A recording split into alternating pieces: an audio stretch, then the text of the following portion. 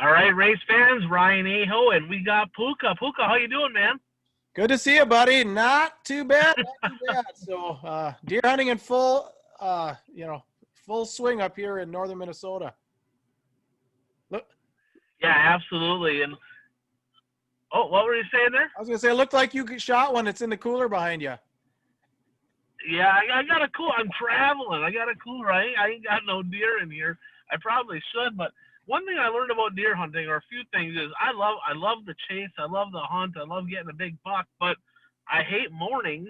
Everybody that knows me, I don't like mornings, right? I like the afternoon hunt, the evening hunt, or really the evening hunt. Oh, I can't say that. People might see that. I don't like cold weather. I don't like blood. I mean, you might call me a pussy, whatever. It is what it is. But I don't know. So I love eating venison. I'll let Dad go shoot one, and I'll eat all the food. That's what we'll call that. So, but hey, well, let's talk a little late model racing. Yeah. We talked a little bit about a couple of the regions already. The Western Wisconsin, of course, the Iron Range Twin Ports region. But another region, I would say this region right here probably had more racing than anybody in all of our area this year because they really weren't shut down, and that's the South Dakota region. And personally, Puka, I got to watch a lot of races from that area. Did you get to watch a lot this year yourself? Well, a little bit on Dirt Race Central there, specifically Watertown on the Sunday nights. So yeah, I consumed more South Dakota racing this year than I have in my life. I've been to Aberdeen. I have not been to Huron. I have not been to Watertown. I think I was in Rapid City, South Dakota when I was really, really young. But yeah, so that Dirt Race Central coverage weekly and a fantastic track. We talked about it many times on the One to Go show. It was, I think they had a pretty great year. Well, I'm gonna call out Terry Volts out there in Aberdeen. I mean, the guy's he's a promoter, but dude, it's 2020, right? We need to get like some online footage over there from Aberdeen because honestly, like I'm not driving 12 hours to Aberdeen to go watch racing. It ain't happening. I would I would watch it online if we had it, but I'm not driving that far. And there's some really good racing over at the Brown County Speedway, and they got some big specials. But let's talk about some of the drivers. We're actually in the process here of breaking down the seasons for some of the best drivers, best seasons of 2020. We're gonna actually recap the top 25. We're gonna break that down once we're done doing this. And no particular order here. I got a handful of names that came to mind. And Puka, let's start with one of the rookie hot shoes over there, Cole Searing. Now, he didn't even start racing late models until right before the Rumble. Okay, so I mean, he was in a super, he was in a Midwest Mod, he won the Midwest Mod National Championship last year, and quite frankly, he says, you know what, I kind of got bored. He goes, I kind of like that chase. I like being able to, and talented race car driver, 20 shows is all he had, and he had one DNF, one DQ. Him and David McDonald were playing a little kissy face over in Huron, and both of them got DQ'd after the race. I don't know what happened there. But in his second or third race, I think it might have been his third race, he goes to the Rumble, right? Biggest race of the year out there, 10,000 to win, stacked field of cars, legitimate shot to win that deal. Like he came from 6th, 7th, somewhere in that neighborhood, and he got maybe further back, but he got inside of Becker for the lead, hit a tractor tire, rolled the nose underneath, fell back, got fourth, in a one feature win on the year. And he got fourth over at the King of Dirt, started fifth row, and that deal looked really good at I-94. Seventh at the sites. He was never really a factor at the sites, but he ran well. Third at the Big Buck Nationals over there. 15 top fives out of the 18 that you could qualify. 20 total shows, but 15 out of 18 in the top five. This kid's going to be fun to watch next year. What did you see personally out of Cole Searing? Yeah, well, like you said, that's an impressive stat. 75% of his races in the top five. And I did not know that he started racing the late model right before what's the 10,000 to win show? Dakota Rumble. Rumble. I was going to say South Dakota Nationals, the Rumble. So I did not know that stat, but yeah, this is a guy, obviously, national champ in the Midwest Mod. Even more successful. I was going to say I'd give this guy an A for the year, even, probably an A plus, being that he started mid-year. I think he's got a high cap, my prediction on this young man is I'm going to go out there right now on the limb and say he will have the most wins next year in that region for a late model, in this whole region people were talking about, just because obviously if you're a former national champion and if you're learning this quickly, he's super committed, right? He's got to be super committed. So, another kind of young gun in the late models in our sport in the Wazota area. So good to see. So like I said, I would give him an A for the year, A+ for the year, knowing what I know now. And like I said, a very, very high cap. He's got a lot of room to grow.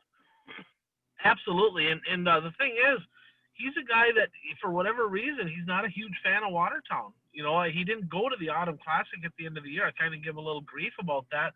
He's like, there's no points, there's no nothing. He said the car's in good shape. We're gonna just kind of take the rest of the year off, and we're gonna start rolling the beginning of next year. But mark my words, he is going to be a contender for the national championship. And the reason I say that is he's a guy that he knows how to do it. He's traveled. He likes to race a lot of shows. And keep in mind, 75% of his shows were in the top 5. They got the point average lineup out there. So looking back at my race pass, he actually had to pass his way. He typically had the worst starting position, so he was driving by people to make that happen. So good year out there for Cole Searing. And another guy I don't really have on the list here that I sent you, so I'm throwing you a curveball here.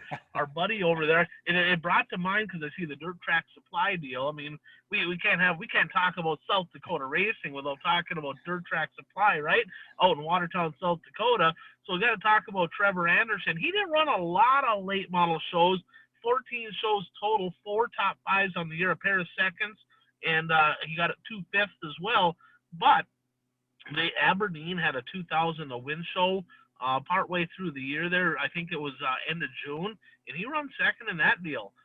So he's an up on the wheel kind of guy. He looked really good in the mod, and not a big body of work, not a huge amount of top 5s, no wins, but he's going to be somebody to keep an eye on. Kind of fun to watch Trevor. Yeah, and I got to watch him, and that was the prelude to the Rumble, was that 2000 win show. They had the prelude to the Rumble that preceded the Rumble. But yeah, I like I said, so got to watch him in Watertown, just about every week there. And yeah, like I said, guy likes to get up on the wheel, definitely an aggressive driver, likes to top a lot. So yeah, I think he'll get better as he goes. Is this his rookie year in a late model? I feel like he ran a little bit last year as well. I don't know that for sure. I don't think he was a rookie. I think he ran a handful of shows or so the year before also. Okay. So, yeah, I mean, if he can catch on to the mod, he'll catch on to the lane. Obviously, if he's doing both, even better to get more laps. And, yeah, I think he'll be just fine. Like I said, I guess I don't know if I really had a good sample of him the whole year, but I don't know. What do you think? A B for him for a grade? I'd probably give him a B-, C+. Not a lot of top 5s. He ran well. I remember one race in particular, him and Morgan Ward were chucking sliders back and forth, and she got the better of him in that one. I'm like, man, Trevor's good at chucking sliders, and Morgan kind of gave him all he could handle there. So, but fun to watch. He's an up on the wheel. He's not a finesse guy. He likes to charge the cushion.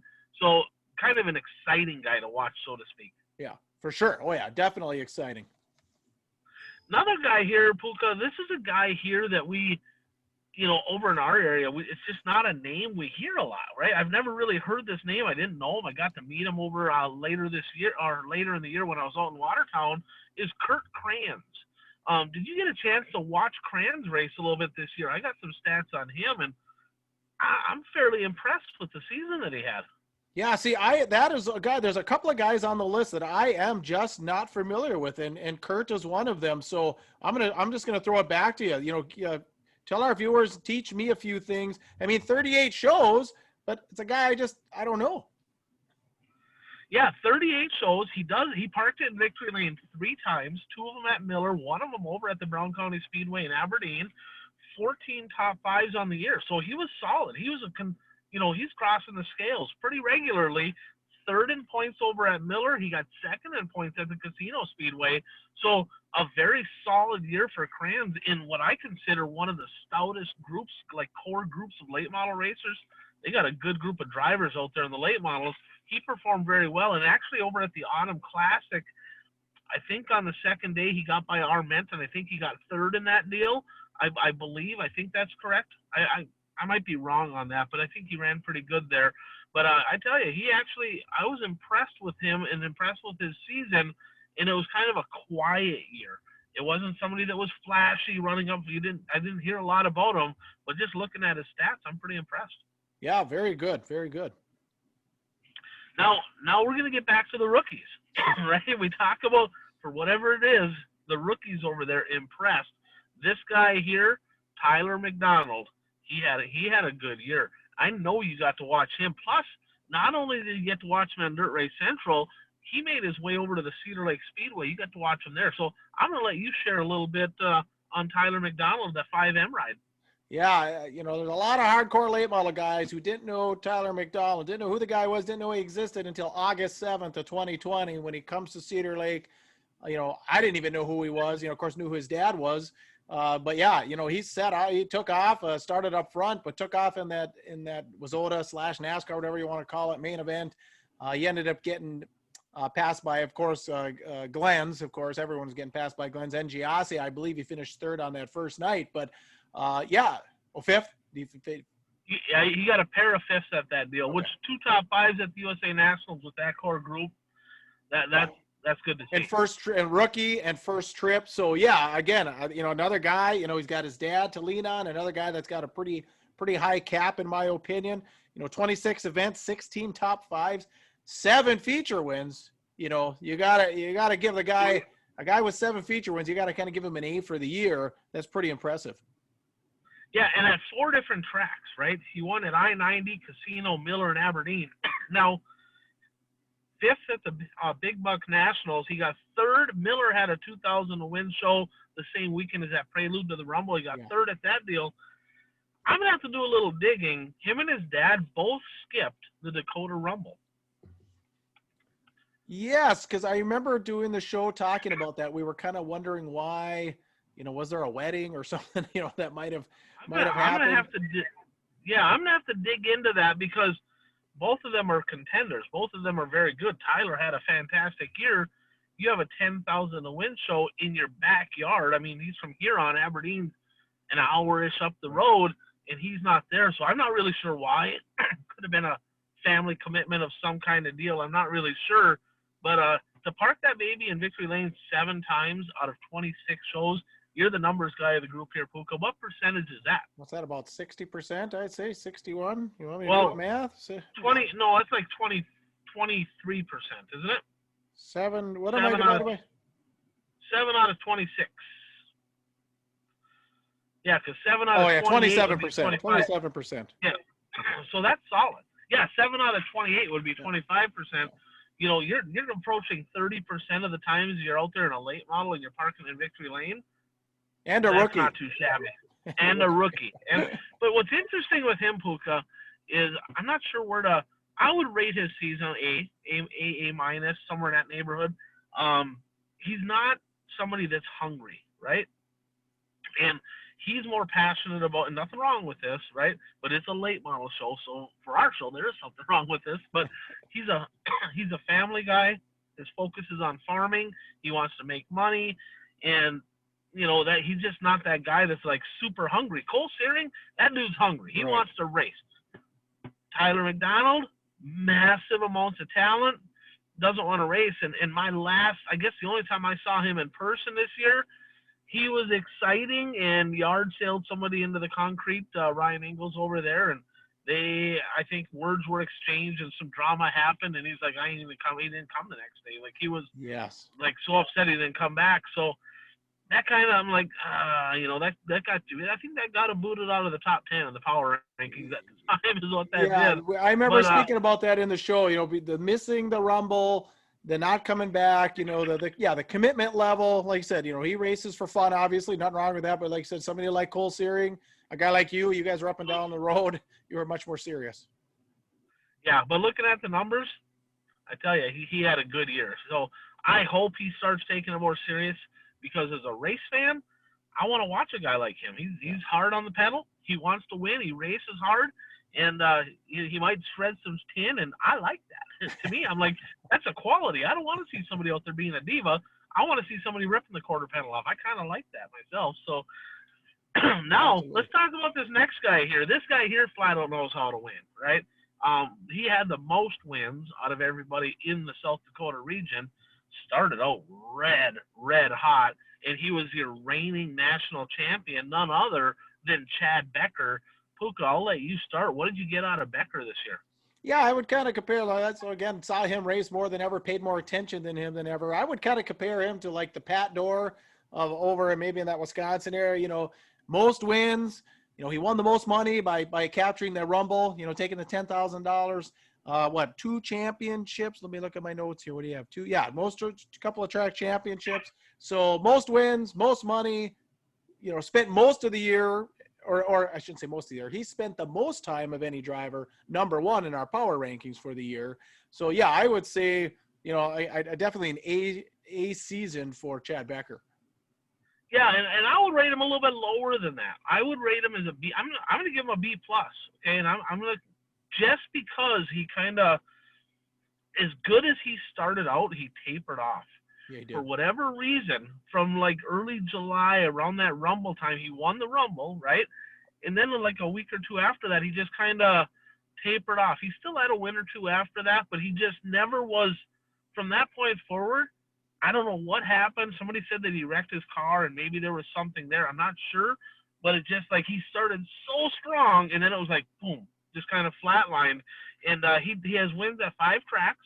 He got a pair of seconds at Miller and Casino at the $5 grand to win or the $2 grand to win shows over there. 45 events, 31 top fives, which is solid, right? 9 wins out of 45. But the eye test, just the eye test, right? Like, and no disrespect to Chad, he's a hell of a race car driver, multi-time national champion. But when Cole Searing came to race, I think Searing, as a rookie, jumping into the car was faster than Becker basically every night the rest of the year. And I'm like, Scott Ward, I thought he was faster than Becker. I thought that, a lot of these guys just, Becker was there, he was consistent, but he was missing something, and I'm not really sure what it was. Hopefully he gets it back together. He will. He's a solid, formidable force out there. But I wouldn't give him that straight A, maybe an A minus. I would probably lean more towards a B plus just because you expect a guy like that to excel as the season goes on, and he kind of regressed as the season went Yeah, on.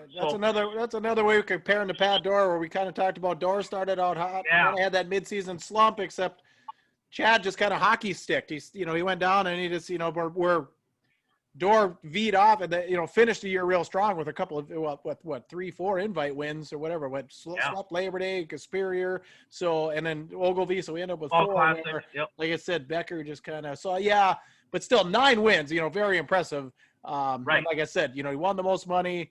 A couple of what do you see here? 2 or 3 track championships. What do you have here? Yeah, he had a pair of them. One at Miller, one at Miller, Casino. He Casino, got fourth over at Brown County. Okay, so I'm going to stick to my A, but I can see what you're saying on a B as far as that eye test expectation from a former national champ. Yep. Now let's move on. We talked about Tyler McDonald. Let's move on to Dad, the 52X. 32 events, 15 top fives on the year. Now he only got 1 win. That was over at Miller. But I would say his strong point, Puka, of the year, looking back at the results, looking back at his season, is he didn't race the Rumble. Okay, for whatever reason, I don't know what they had going on that weekend. But prior to that, they had that prelude to the Rumble, and then Miller had a show, Casino had a show. They were all $2 grand to win, and he actually rolled off a third, a fourth, and a third in those 3 shows. So when the money was on the line out there, he came to play. He was good, but not quite as impressive. Just he was there. He's a good runner. I think he's more focused on the kid. I'd give him maybe I'd B minus type deal. What would you give him? Yeah, I'd give him a C. I think, and I like Dave, and I got to, Dave followed the Challenge Series maybe 10, 15 years ago. So he came in the area, got to watch him a little bit, actually talked to him for the first time ever at the USA Nationals this year. But yeah, I think he's one of those guys that, and I've said it before with like a John Kenta, another guy I really like. I'd say Kenta has maybe 3 wins left. That's kind of where he's at. Dave McDonald, I'm kind of thinking that's where he's at. Maybe just a few wins. It's getting tougher. Like I said, you got a Searing, you got another young person we're going to talk about later in the list, a couple of them actually, so I think it's going to get tougher. Like I said, concentrate more on the kid. But so I'd give him a solid, a solid C. But like I said, I like Dave a lot. Like I said, I was happy when he followed the challenge series. Got to watch him over here. It was great. Yeah, absolutely. No, we can't talk about South Dakota racing without mentioning the former national champs, right? So, Kurt Gelling, there's a guy that he's just not there much anymore. 21 events is all he ran. He didn't race all that terribly much. 10 top fives. So he ran. It's not like he was bad. I mean, he was in the top five about half the time, but no wins. Weird for me to see the 18 not parking in victory lane. In fact, the one night early in the year, I don't know if you remember this. I think we might have even posted footage on the show. He actually was leading, and his tire fell off. Remember that over in Ecosino? I think now that you say that, yeah. Yeah, and I don't know if something broke or what happened, but it's like, man, this dude here, he's won a ton of races out there, and it kind of like, to me, he's almost like Tim McMahon, right? Except Tim's still winning. Tim's still winning. Kurt's not winning. Tim's won a ton of stuff. He's been super successful, but he's kind of tapering a little bit. Kurt Gelling, he's tapering, and I just don't know if the hunger's there. His kid's getting into late model racing, so maybe that's it. I'm not sure. He did get 7th at the Rumble, and he did get 2nd at the Big Buck Nationals. Did you get a chance? I mean, you probably didn't get a chance to really watch him much because he wasn't at Casino.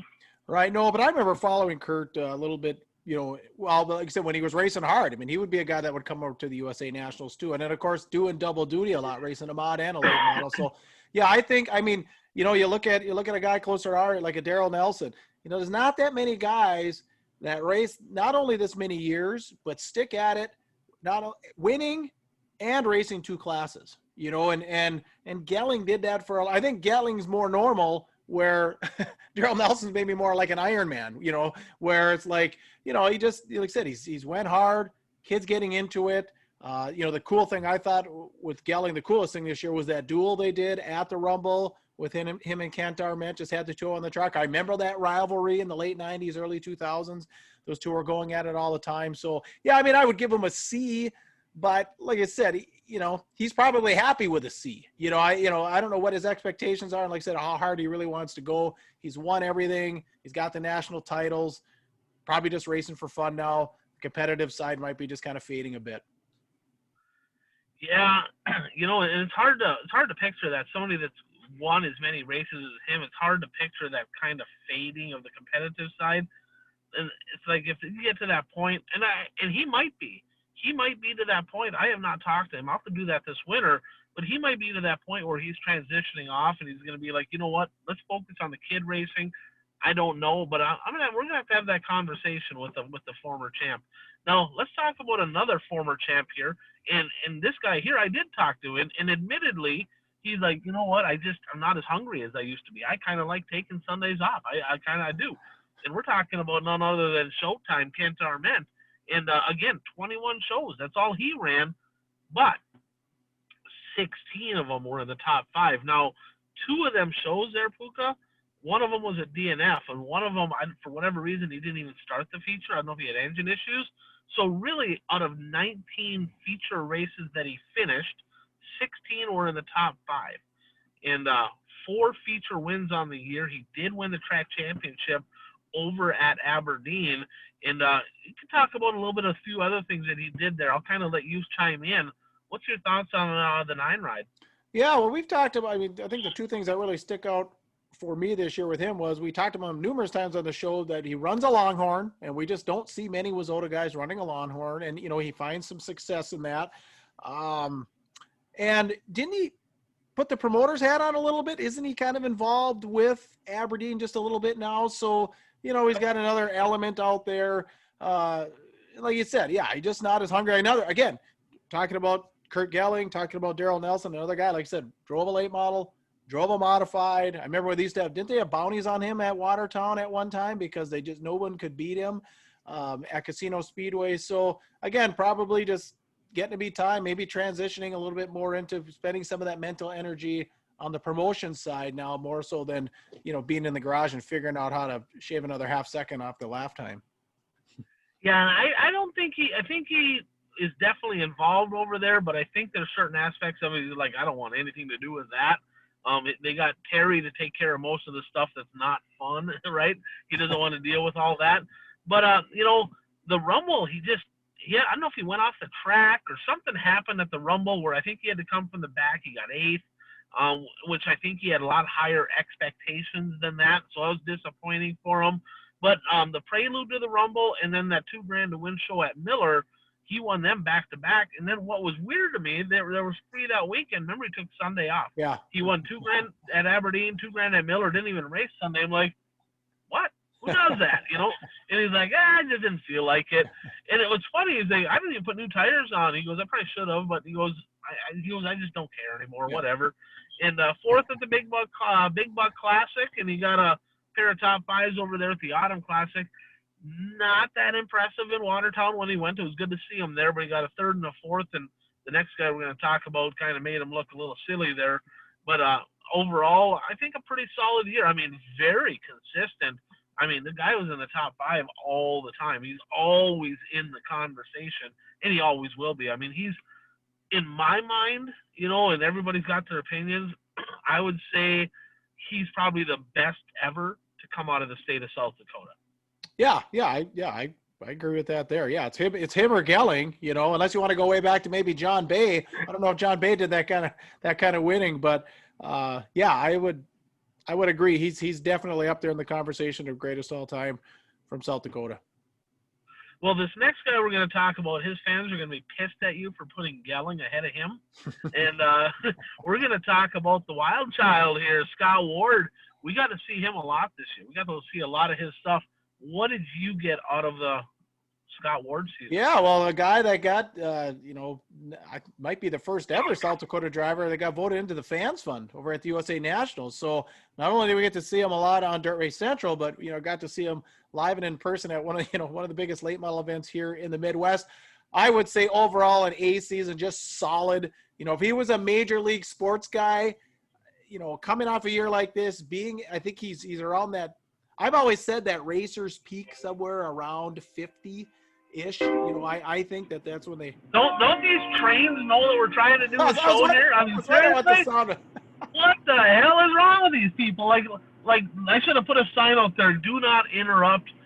We're in viewership right now, or we're airing our show. So, but yeah, we got a train going by there. So yeah.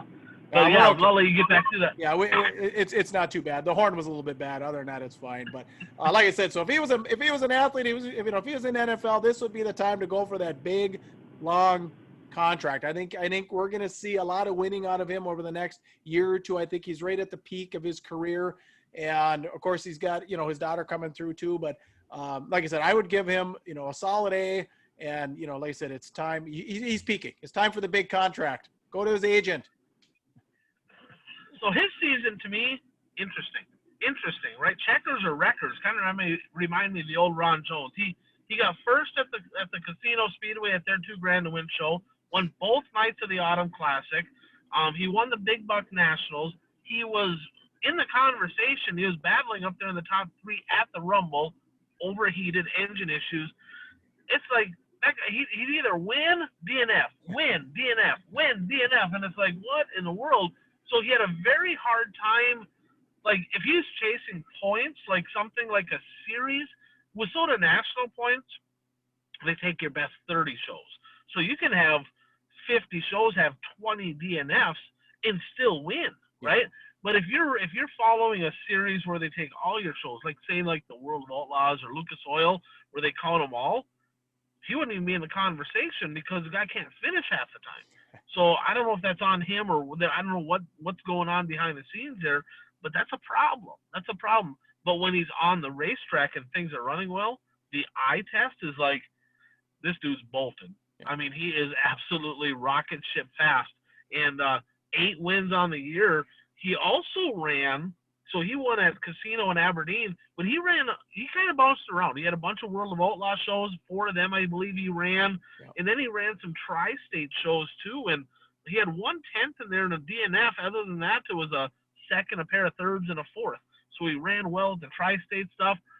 Rumor has it that he was going to run for the national championship this year. And rumor has it that if everything comes back to normal, whatever that is anymore, right?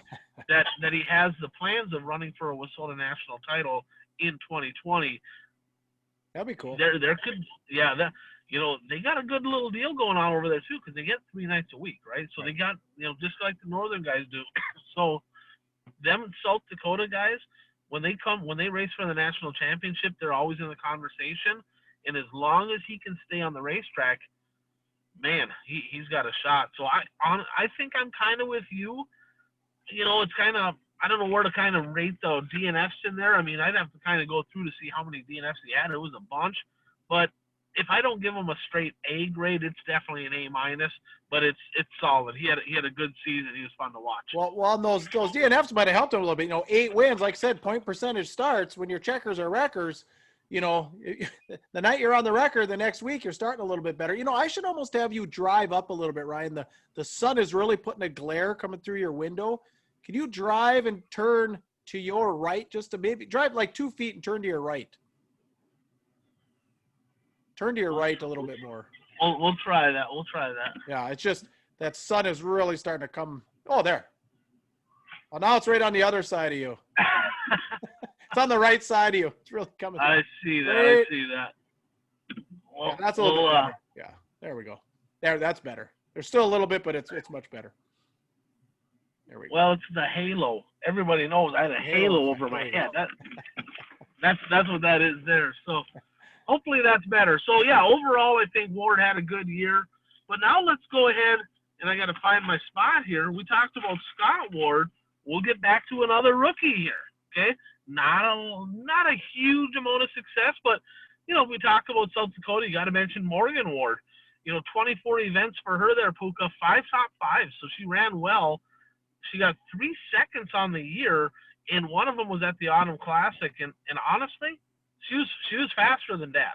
Okay, the problem is she got caught up in a first lap altercation, bent her toe out about 6 inches, and she actually drove by Dad on the bottom, showed him the fast lane, yellow, and he got next to her. Yellow came out, which gave him the lead. But I was pretty impressed. She's kind of fun to watch. Yeah, that was a memorable one. And then you sent a clip. Like, I didn't know who she was. It was middle of the summer, and you sent, it was on a weekend. We're just, hey, do you know who Morgan Ward is? I said, no. And you sent a little clip, and I can't remember who she was battling with. And you said, this is Scott Ward's daughter. What is her age about? She's in her mid-20s. So 25. Okay, yeah. So, but yeah, I mean. I think that's right. Okay. I remember watching that clip. I'm like, yeah, she wasn't backing down. She was bad fast. And yeah, I think for a rookie year, pretty damn good. Yeah, and she's not afraid. I mean, in my mind, I'm thinking, okay, no offense, right? But you think girls in a car, they're just going to be patient and smoother. She's up on the wheel. She's a slide jobber. She'll dice and crossover. So she's a talented race car driver, and it's going to be fun. So 3 really solid rookies rolling into 2021. Now let's talk about another guy. This is a guy here you probably don't know much about, but David Carlson, guy down there from Huron. Did you get a chance to really take a good look at his season this year? No, that's another guy that I just do not know anything about. I couldn't even tell you his number. So it's like the other gentleman we talked about earlier. I do not know anything about David Carlson, but it's pretty impressive. He found a way to get 40 shows in. 40 shows. He ran a bunch. Yeah, he ran Casino, Miller, and Aberdeen weekly. And 40 shows, 22 of them were in the top 5s. He did get a win over at Miller, and solid. He's not that Charger high side hustler, but he's a solid, consistent kind of. You know who he reminds me of watching him is Jody Olson. Oh yeah. So just steady, always there, not a banger, easy on equipment, consistent. Doesn't usually charge by a bunch of guys, but he doesn't fade a lot. So if he gets a good starting position, he runs pretty well. That's kind of how I picture him, just a consistent guy. And the points showed it. He got 4th over at Casino, 4th in Miller, 3rd in Aberdeen. And looking at that weekend, we talked about kind of their big weekend where they had 3 2-grand to win shows. He got a 4th, a 5th, and a 4th there. So he ran in the top 5 at all 3 of the 2-grand to win shows. 9th at the Big Buck Nationals. He didn't finish the Rumble. 4th and a 6th at the Autumn Classic. So So he's always kind of lurking around that fourth to sixth spot. That's kind of like his home. Not extremely like winning a bunch of races, but I mean, over half his races were in the top five. You can't complain. Yeah, right, exactly. A model of consistency there. Yeah, I'd give him Puka. If I had to give him a grade, I think I'd give him a good solid B. I would agree. Now, another one of the young guns over there, you got a pair of seconds in points. You got second at Miller, second at Aberdeen, is Josh Skorcheski. Okay? Now, this guy here, he looked pretty darn good at the beginning of the year. Quit racing casino. He said it's just, for whatever reason, too hard to race Sunday nights and get up for work on Monday. Whatever. That's his deal. 31 events, 15 top fives, 3 wins on the year, 2 at Miller, 1 at Aberdeen. What did you see out of the two ride? Yeah, a guy that I did not know anything about. And I remember early in the year you saying, keep an eye on this guy. So like I said, 15 shows or 31 shows, 15 top fives, simple math, about 50% of his shows in the top five. Would have been a great year to have national points and have that tabulated. Like I said, a couple of seconds and points, 3 wins. Another guy, I think, like Searing, I think his cap is even higher yet. So, like I said, a young guy. So, very impressive. I'm glad I kind of know to watch him now. Like I said, I had no clue who he was heading into the year here. Yeah, I personally, Josh, if you're watching this, I want to see you perform better when the money's on the line. Okay, I don't know what all happened. There's usually storylines behind it, DNFs. What I don't know all the details, but on that weekend where they had the 3 $2,000 to win shows, no top fives, 6 at the Big Buck Nationals at home there. He headed up to the sites, so kudos for heading up there. He made the show. Got 15th up at the sites. Went to the Stampede. Hard to really say much about Jamestown because it was rubber. I mean, it's hard to, he got 6th at the Rumble, which is just outside the top 5, and he made his way to Jamestown for the NLRA show, which they had a stout group for that, and he did rattle off a 4th place finish there. So about half the time in the top 5, he got a few wins on the year, needs to perform better when the money's on the line. I'm going to give him a B. I think I expect more out of the two. Yeah, I would say to a B, just because, like I said, his cap is higher. Now, this next guy here, this one's hard to rate. This is kind of the last guy we'll talk about because he only ran 9 WISSOTA shows. He followed the Tri-State Late Model Series, which was 20 shows this year, and he won the championship. So, congratulations on getting that done. 13 top 5s in that series. 12 straight. At one point, he had 12 straight top 5s in that series. And he does have 1 win on the year, 1 over at Wagner. And we're talking about, I'm going to let you go ahead and say his name because Blair Nothdurf. Yeah, Blair Nothdurf. Yeah, and I think that's kind of how, we got to get back on. I think that's how it's spelled, but I think you say it Nordorf. Nordorf, okay. Yeah, or I'm going to find out. I'm going to have to talk to this kid because I've heard his name pronounced a bunch of different ways, and we'll have to get it right here eventually, so we'll apologize for that. 19 years old. Sounds like he's got some pretty good backing behind him. He did get second there, Puka, and I didn't realize this till I was looking at his stats. He did get second at the Rumble. So that's pretty solid. But, what's interesting about him is he's racing a lot of open stuff, right? I mean, you mentioned to me that he went to the Dome. He went to the Wild West deal in Arizona. He went to Golden Isles last year. He went to East Bay. He went to Volusia, right? So he's racing all that big stuff. He only made 1 show, but 19 years old, really got no experience. Probably, I mean, there was some very, very, very good race car drivers that didn't make the show at those shows, right? So it just is what it is. But I think he had like 60 shows, 16 top 5s out of 60. Not a good percentage there. But he does get a bump for winning the Tri-State Late Model Series Championship. My belief is in that area, the top guys are kind of the WISSOTA guys, so to speak. But I think he's got aspirations of maybe running more open type stuff. So I think he's just trying to kind of bounce around and hit different things. But you just love talking about him.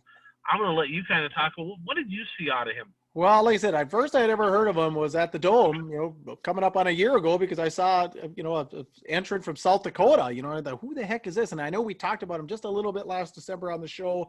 But like I said, for our rankings, he has a little bit of a wild card. He kind of was all year. Because he's just in and out and he's everywhere. He reminds me a lot of Joel Kreiderman back when Joel Kreiderman was real serious about racing. If there was a show, he was getting hit at. I mean, this kid, 60 shows. That's pretty impressive. So at 19 years old, you're doing 60 shows. I mean, you race those kind of numbers of shows. He had to have gotten better this year, right? I mean, that's one thing we know. You're racing 60 shows. Clearly, like you had mentioned, there's some money behind him there. But yeah, like I said, he's got big balls. He's not afraid, like I said, to go travel, race with the best. You never know who you're going to talk to and learn a little bit of this or learn a little bit of that. Could turn your season around or get you faster for the month or what have you. So, but yeah, Blair, I've asked you many times out there. I'm still waiting for the shirt because you got the coolest name in racing. We just got to get it how to pronounce it right. But even Blair is a pretty damn cool first name for a race car driver. Yeah, he ain't gonna give us a shirt, Puka, until we know how to say his dang name, right? I mean, that may start there. So we need to probably learn that, because I guess we'll sum it up by saying this. We talk a lot about late model racing's kind of dying, especially get over to Wisconsin with Soda late model racing dying.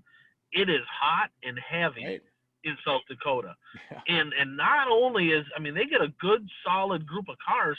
But they got some young guns. We're talking about Blair here. You got Tyler McDonald, Cole Searing, Morgan Ward, Skorcheski. Right. I mean, there's some young guns, and Chase Gelling, right? I mean, he's a young kid. Was he a rookie, I believe, this year too, or maybe second year? Yeah, he might have been. I forgot about it because he was at Jamestown too with his dad. That's right. Yeah. So Chase Gelling is a guy that we didn't. Yeah. I think it might be his rookie year. So I think it's the first year I've heard of him. And did I see a daughter of our Mentz getting in his car? Maybe it was just a photo op or something, but I thought I saw something on Facebook this summer, and maybe it was just a joke or some sort of, something, but I was kind of like, oh geez, here we go again. I think I don't know the whole story. I remember seeing what you're saying. We'll find out. We'll do a little digging on that, but racing is strong over there. Good car counts. They got some quality invitationals, some bigger paying shows. And I'm excited for the future of late model racing over in the state of South Dakota. Not only because they have a good quality group, but there's some people that are really fun to watch over there. And I'm thankful that Dirt Race Central catches the action. At least they catch it over at Watertown, which in my opinion is the best track over there anyway, because it's a turn and burn quarter mile. I call it the Fairbury of South Dakota. I love that place. But it's gonna take a little bit of work to kind of break these ones down, because there's some solid, consistent drivers that there's some top 25 guys for sure in this group. Cool. Some of the people that we talked about are for sure going to be top 25 and top 10, and we'll have to see how much further. It's going to do a little homework here, but pretty excited about watching these guys. Yeah, and the one thing is, those guys, especially those guys that are running that 3 nights a week, I know from my experience anyway that Aberdeen, every time I had been there, it was a very racy place. Watertown, you can see, is very racy. So, I don't think you get a lot of lucky wins out there. I think you got to race pretty hard because the tracks are racy. If you're not fast, there's going to be somebody fast and they're going to get around you. Yeah, and you did mention Ward. You talked about Scott Ward, maybe got some of them wins because of DNFs and the point average, but he won some specials, right? Yeah. He won a lot of specials, and those were not the point average deal.